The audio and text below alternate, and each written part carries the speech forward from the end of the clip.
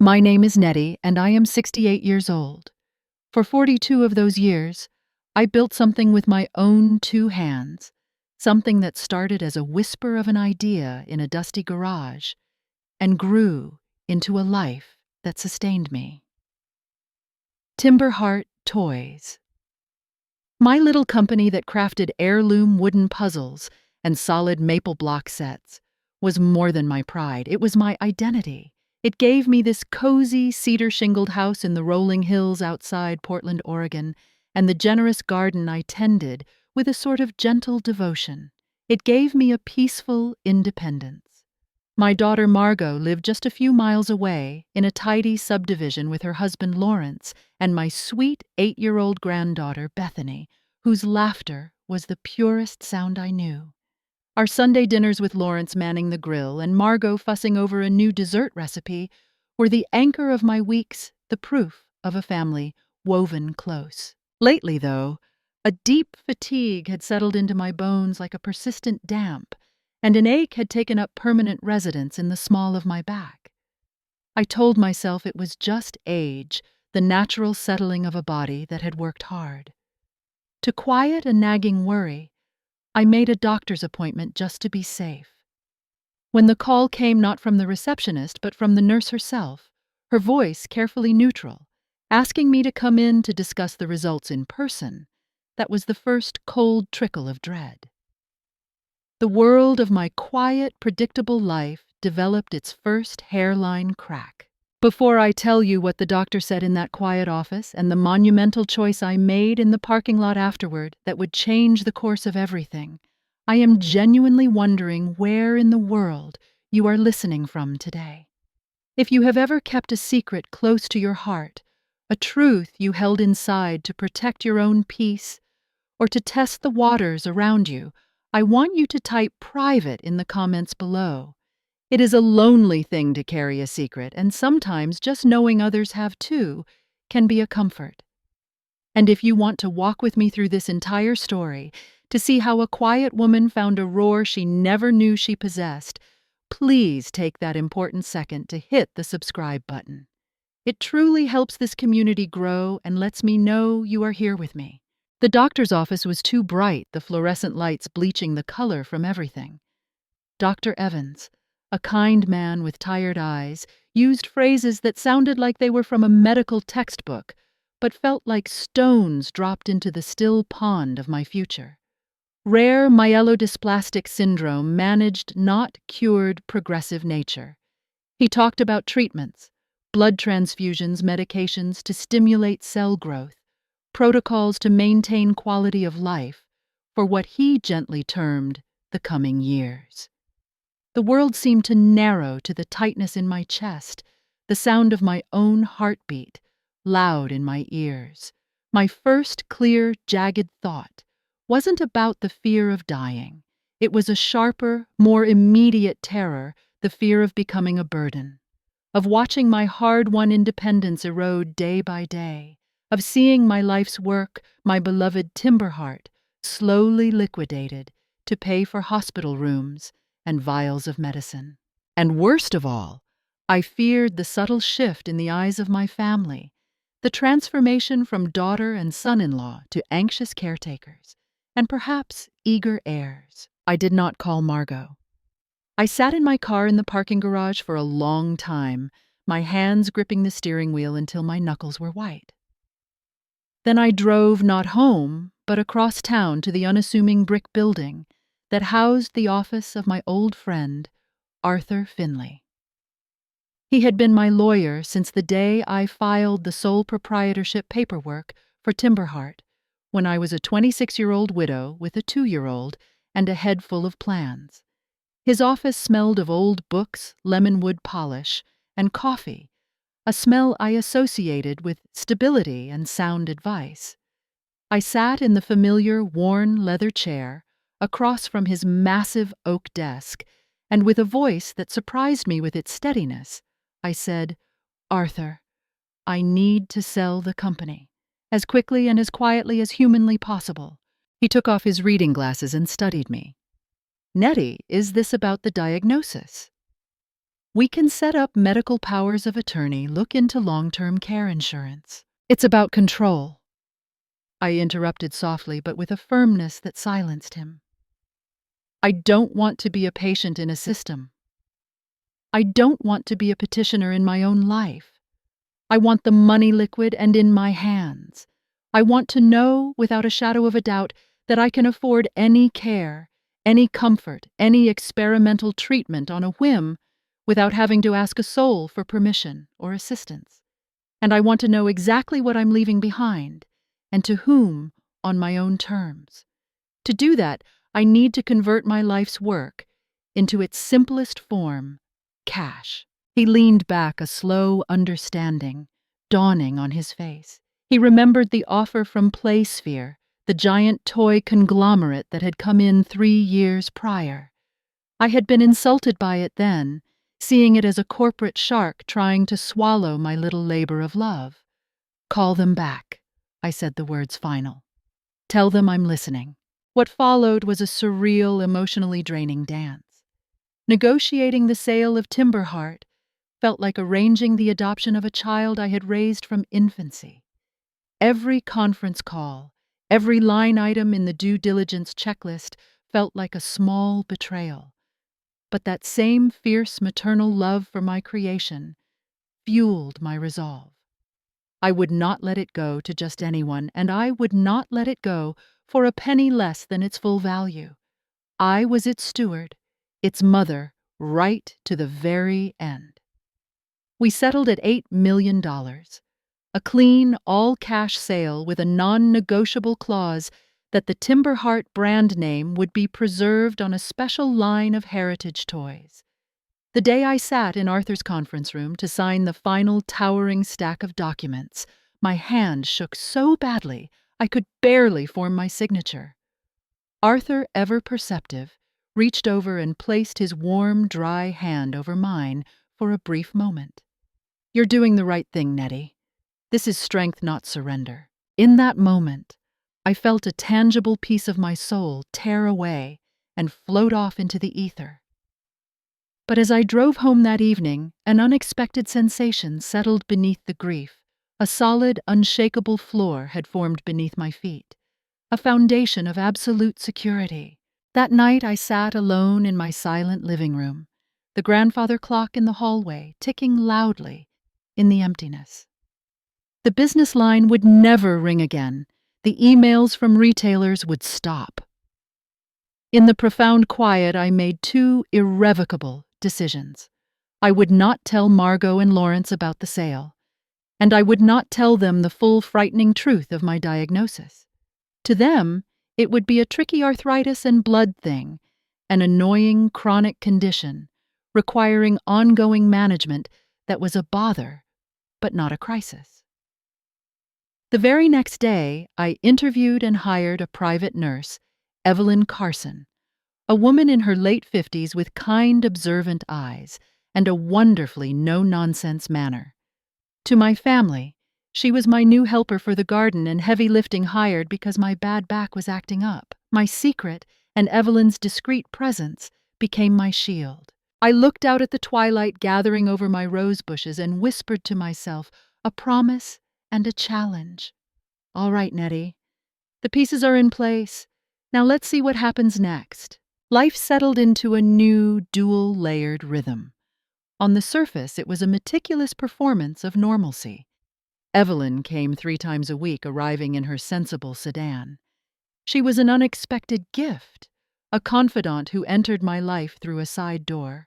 With her in the privacy of my home, I could lay down the act. I could be tired. I could be scared. I could say the long, complicated name of my disease out loud without seeing the cloud of pity or panic descend in someone's eyes.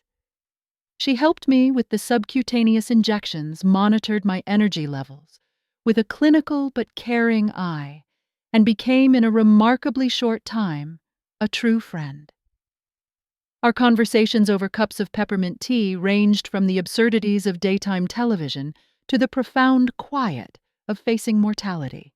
Her presence made the acting bearable.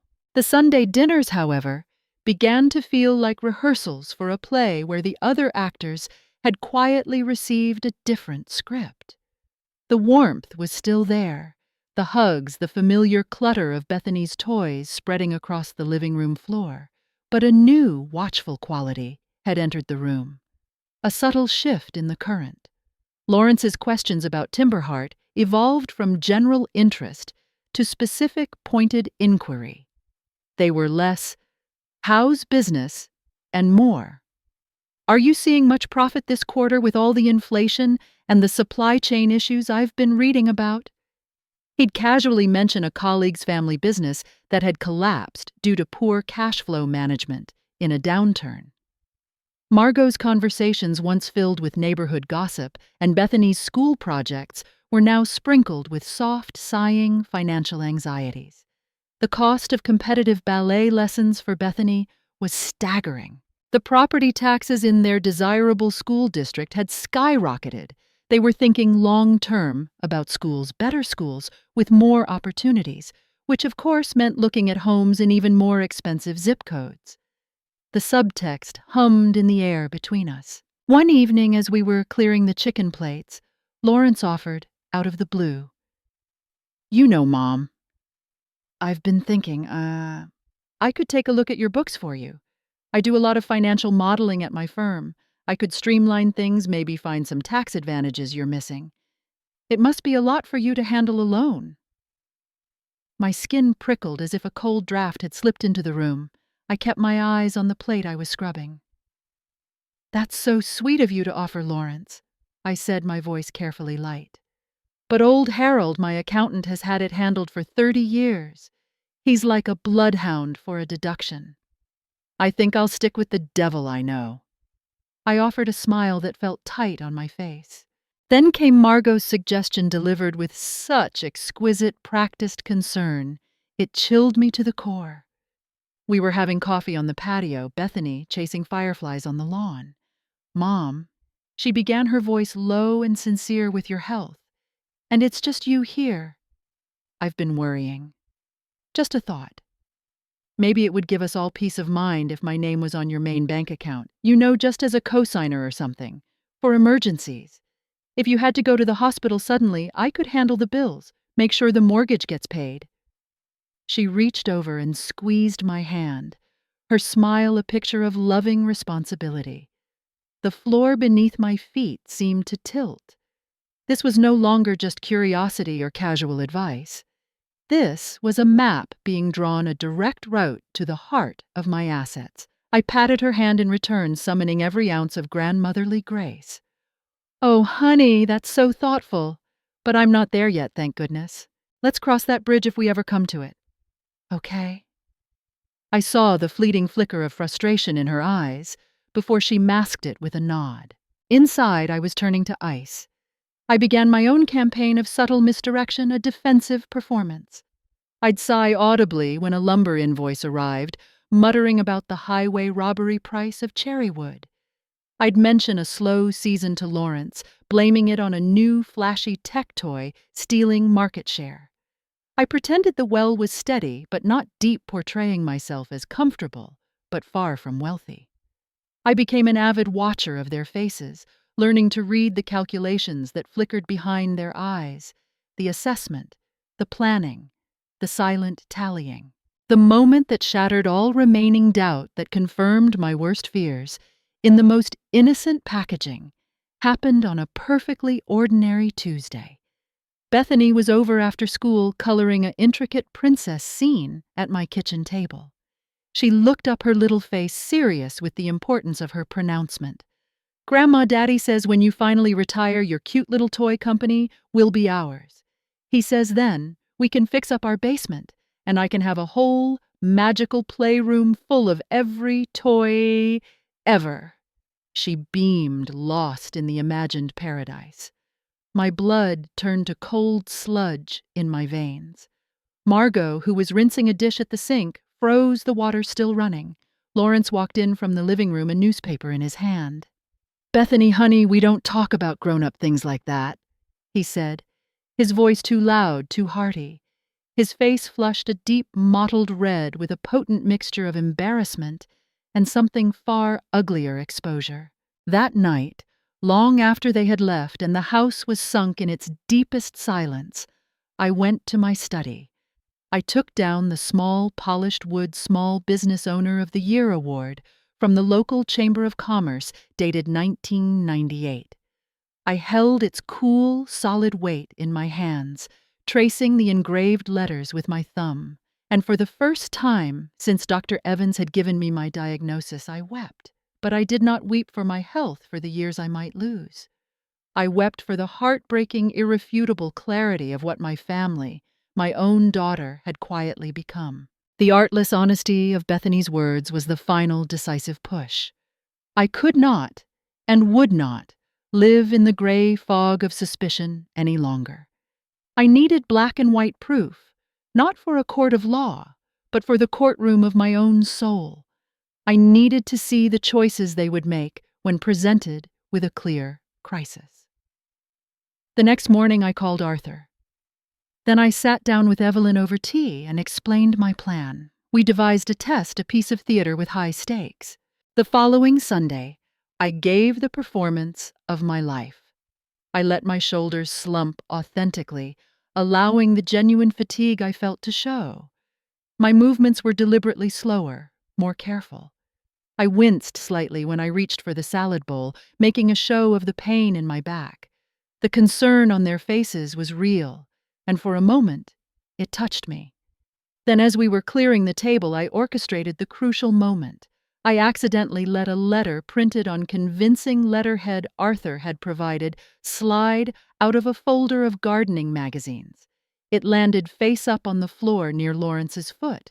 Margot picked it up, her eyes scanning the dense medical billing codes and the prominently displayed numbers at the bottom.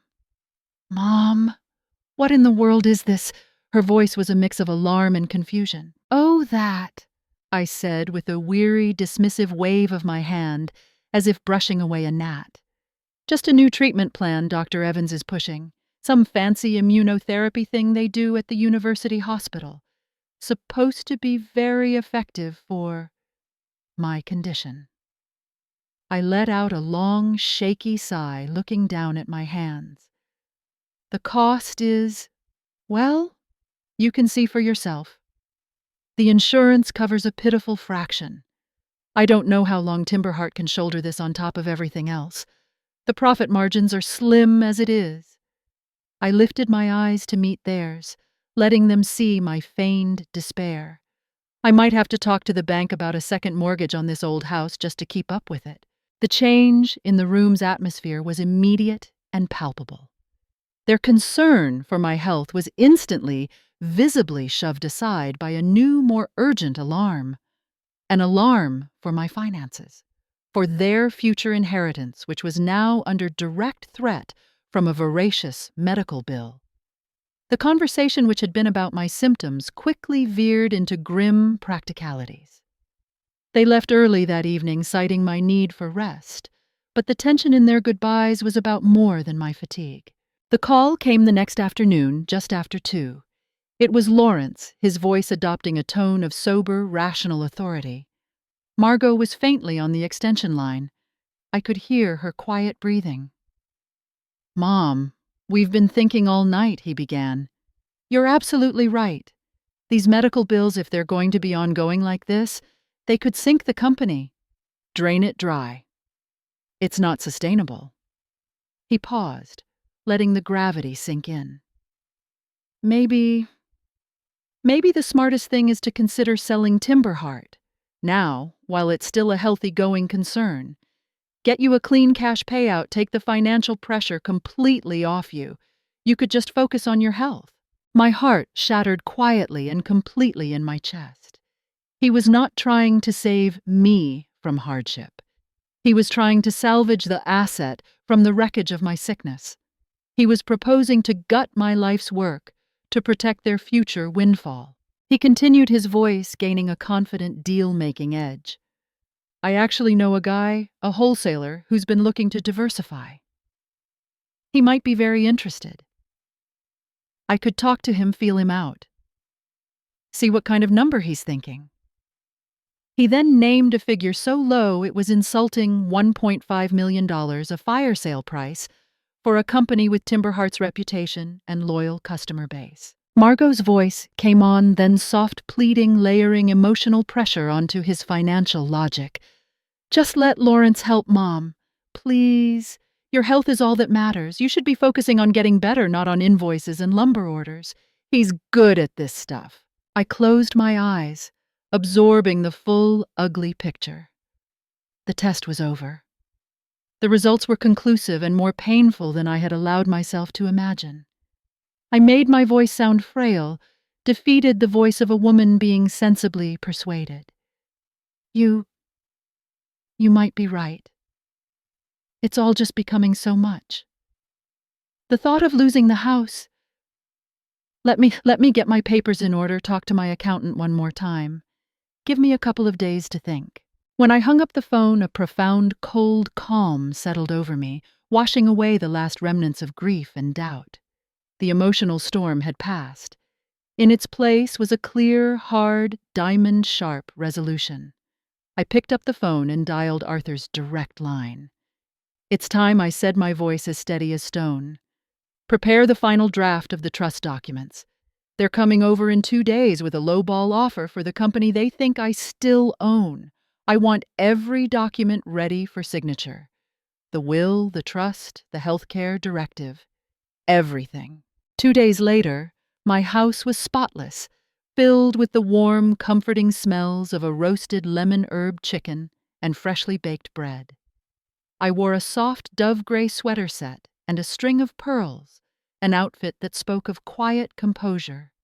With Evelyn's help, a touch of blush, a careful combing of my silver hair, I looked not sickly, but remarkably well. Rested, determined. I felt like a general standing on a hill at dawn watching the approaching army, knowing every move they would make because I had written their script myself. Margot and Lawrence arrived promptly at 6. Lawrence carried a sleek black leather portfolio, the kind that held important contracts. Bethany, notably, was with a sitter. They brought a bouquet of flowers, their gestures polite, but tinged with an undercurrent of eager, nervous tension. They asked about my health, with a distracted, almost obligatory air, before Lawrence, unable to contain himself smoothly, steered the conversation to the practical matter at hand. Over apple cobbler and coffee, he opened his portfolio with a theatrical flourish. He launched into a well-rehearsed presentation. His contact, he explained, was a pragmatic businessman who recognized Timberhart's charming niche, but was also aware of its vulnerabilities in the current digital marketplace. Given these factors, the gentleman was willing to offer $1.5 million for the business, its inventory, and the name. Lawrence spoke of it as not just an offer, but a generous rescue, a lifeline, thrown to a drowning woman. He slid a single-page term sheet across the polished table, toward me, a pen placed neatly beside it. I took a slow, deliberate sip of water. I placed the crystal glass down on the coaster without a sound. I looked first at my daughter, who was studying her napkin, then at my son-in-law, whose expression was a blend of pity and smug anticipation. And then I smiled. It was the same calm, inscrutable smile I had been practicing for months. "You know," I began, my voice low and clear, cutting through the silent room, "I am so deeply touched by how much you two have been thinking about my future. Really, it's all you've seemed to think about lately." I let the sentence hang in the air, watching confusion begin to crease their brows. 4 months ago, when I was diagnosed with an incurable blood disorder, I made a decision. I decided that if my future was going to be uncertain, my present would not be. I decided to take absolute control. Confusion flickered across their faces, then gave way to dawning concern. Good, I thought. Let them feel that at least for a second. A genuine pang for my health. So I continued, leaning forward just slightly, my gaze locking with theirs. I sold Timberhart toys 3.5 months ago to PlaySphere Incorporated. I let the name of the industry giant land with a thud. The final sale price was $8 million. The entire sum was wired into my accounts. It has been sitting there quiet and secure ever since.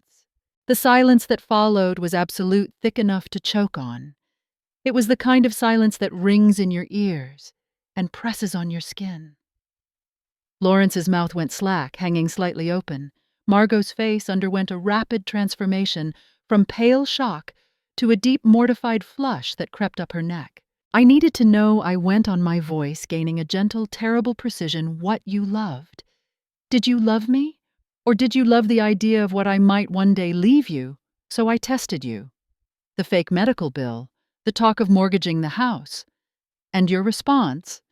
You didn't see a sick mother in need of comfort. You saw a draining bank account. You saw a family asset that needed to be grabbed and liquidated before my illness could deplete it. You looked at me and saw a financial liability, and your solution was to offer me a pittance to secure your inheritance. Margot began to cry, soundless tears streaming down her face. Mom, no, that's not. We were worried about you. We were trying to help. Lawrence found his voice, which emerged as an angry, defensive sputter. This is deceitful. How could you, lying to your own family, setting some kind of trap? We're your family. Exactly, I said, pushing my chair back and standing up. The authority in my own voice, the sheer force of it, surprised even me. Family should look at each other and see a person, not a price tag. I have arranged everything for my care. My future is secure, not because of luck, but because of my own work and my own choices. The love, the home, the college education I gave you, that was your inheritance, Margot. It was given freely years ago. That account is closed. I walked calmly to the front door and opened it wide. The cool evening air rushed in a cleansing current. Dinner is over. I think you should go now. The fallout was not an explosion, but a quiet, protracted crumbling. For days, my phone lit up with calls from Margot. Her voicemails cycled through stages, first shocked tears and pleas for me to understand, then elaborate justifications about how stress had clouded their judgment, later a simmering anger that I had manipulated them, and finally, a hollow, defeated silence. Lawrence sent one terse, formal email accusing me of a gross betrayal of trust and poisoning the family. I read it once, deleted it, and did not engage. There was nothing left to say to the people I had thought they were. With Arthur guiding me like a seasoned captain, I began the meticulous work of building my fortress. We created an irrevocable living trust, a legal entity that would own and control everything. Every single dollar from the PlaySphere sale, along with the deed to my house, my investment portfolio, all of it was poured into this vessel. The trust was expertly designed with one primary directive: to pay for absolutely everything pertaining to my care and comfort. It would cover Evelyn's salary as my private nurse and companion indefinitely.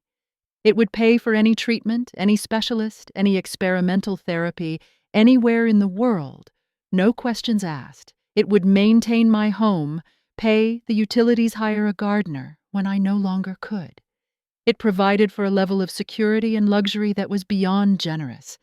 It made me, in the most profound way, untouchable. Then Arthur and I drafted the final, most critical directive. Upon my death, after all expenses for my care and the maintenance of the trust were settled, every remaining cent would be dispersed. Not a penny would pass to Margot or Lawrence. Instead, half of the residual estate would be donated to the National Institute of Health, earmarked specifically for research into myelodysplastic syndromes and other rare blood disorders in children. The other half would be used to create the Timber Heart Foundation, an endowment that would fund arts, music, and hands-on science programs in underfunded public elementary schools across the state of Oregon. My name would be on the foundation not as a mother or a grandmother, but as Nettie the toy maker. This was not an act of vengeance. It was an act of profound reclamation. I was redirecting the legacy of my life's work, the product of my hands and heart, away from the shadows of entitlement and toward light, toward learning, toward healing. The one crack in my resolve was Bethany. My love for her was uncomplicated and fierce. I wrote her a long letter by hand on thick, creamy stationery. I told her that her grandma loved her more than all the stars in the Oregon sky. I told her that sometimes grown-ups get terribly lost in grown-up problems, like money and fear, and they forget how to be kind even to the people they love. I told her that was never an excuse, but it was sometimes an explanation. I enclosed one last exquisitely crafted timber heart toy, a delicate music box made of walnut with a tiny spinning ballerina inside that turned to the tune of Edelweiss, her favorite song from The Sound of Music. I wrote that I would always, always be here to talk to her, to listen to her when she was older. And I wrote that I hoped with every fiber of my being that her mom and dad would remember how to be the kind, good people I once believed them to be. Having sealed my financial and legacy plans, I consciously turned my energy outward. I let Evelyn drag me to her virtual book club, where I discovered a passion for historical fiction and lively debate with strangers who knew nothing of my family or my fortune. I began offering remote pro bono mentoring through a small business incubator, spending hours each week video chatting with young women who were starting their own craft breweries, pottery studios, and clothing lines. Their passion was a tonic. My days developed a new purpose, a rhythm that was separate from my family drama and distinct from my illness. I sat for hours in my garden wrapped in a warm blanket, watching the heirloom roses I'd planted decades ago bloom with a fierce, defiant color. And there, amidst the scent of earth and lavender, I felt at a peace that was deep, unassailable, and entirely my own creation. A full year drifted by, marked not by dramatic events, but by the quiet turning of seasons and the steady rhythm of my new life. My health, while it would never be good, achieved a stable plateau. The regular transfusions managed the worst of the fatigue and the other symptoms. Evelyn was my constant assister in spirit, whose friendship had become one of the great gifts of my later years. The trust functioned seamlessly in the background, a silent, efficient guardian. Against all odds, against the initial prognosis of a shrinking world, I found I was thriving in my carefully curated solitude. Then one crisp autumn afternoon, Margot appeared at my door. She was alone. No designer purse, no SUV idling in the driveway with the impatient Lawrence at the wheel. She looked thinner, older, the carefully maintained suburban gloss worn away to reveal something more fragile and real beneath.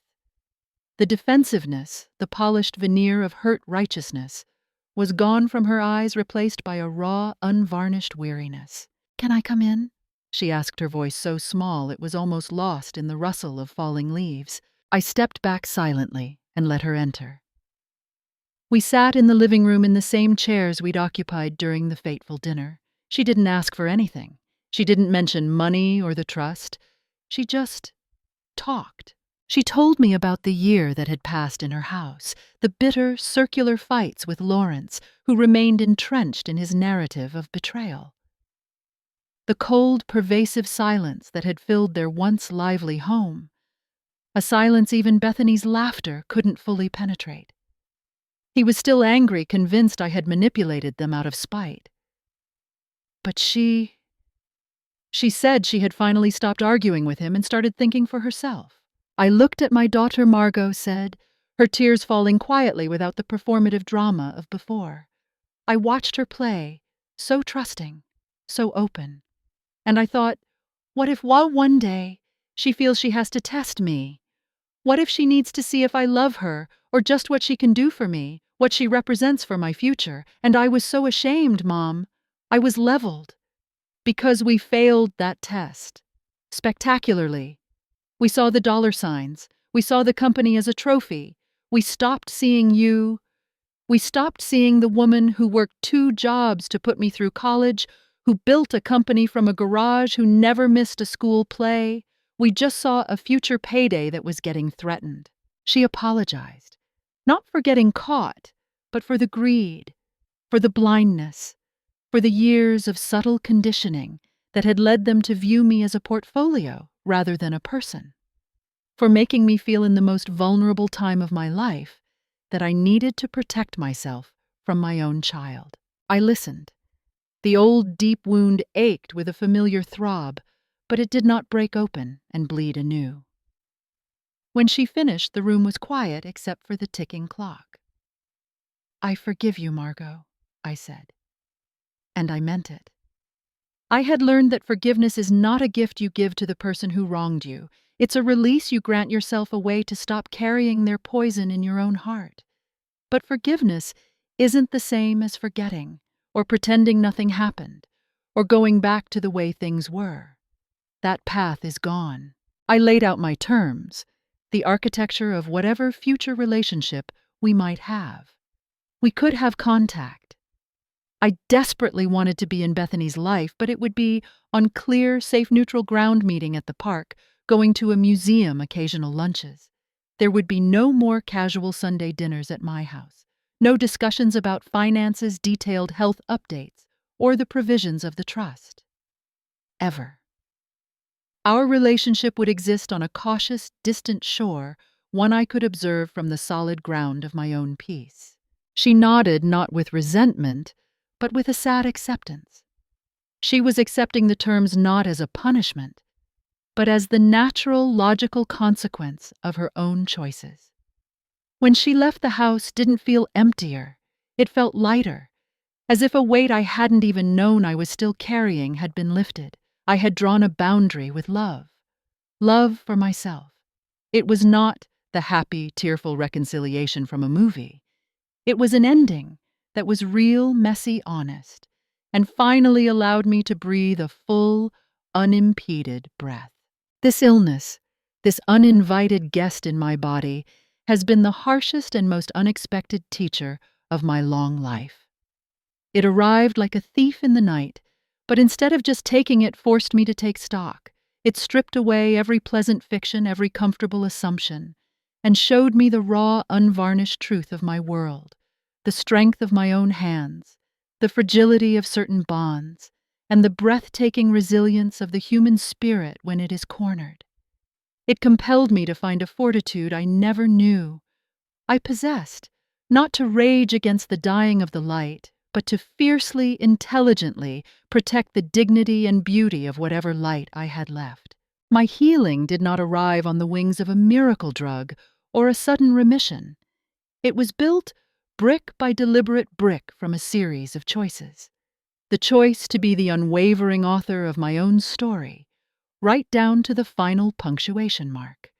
It was cemented in the quiet contentment of afternoons spent lost in a good novel, in the deep, honest laughter shared with Evelyn over our shared foibles, in the profound satisfaction of helping a shy young woman find the confidence to price her handmade pottery what it was truly worth. It is sustained by the knowledge that the legacy of my life's work will not fuel resentment or entitlement, but will instead ripple outward in waves of kindness, funding research that might spare another child and parent this diagnosis, filling school hallways with the sound of violins and the wonder of chemistry kits. The garden outside my window is especially, almost defiantly vibrant this spring. The cherry blossoms are a cloud of pink against the clear blue sky, a sight that still catches in my throat. The $8 million secret doesn't feel like a heavy burden anymore.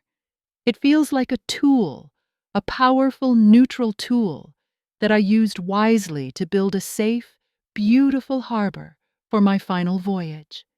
And my heart, though it will forever bear the silvery scars of that deep disappointment, feels lighter and more spacious than it has in years.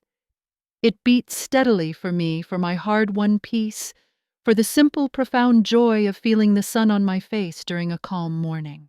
I wonder as you listen to my story today, what your secret strength is. What reservoir of courage do you have that you've never had to tap? What would you do to protect your peace, your dignity, if you ever found them under threat? Have you ever had to draw a line in the sand with someone you loved? Not out of anger, but out of necessity. Please share just one word that describes your strength in the comments below. Words like resilience, quiet fire. I read every single comment, and they truly connect us. If this story resonated with you, if it touched a place in your own history, please hit the like button. It's a small signal that says I understand, and that means the world. And if you want to join this community for more conversations about navigating life's hard turns with grace and grit, please hit subscribe and share this story with one person who might need to hear its message of quiet empowerment today. Thank you truly for listening, for your time, for being part of this space. Wherever you are in the world, whatever quiet battle you are fighting, remember this. Your story is not defined by what happens to you, but by how you choose to write the next chapter. You hold the pen. Make it a good one.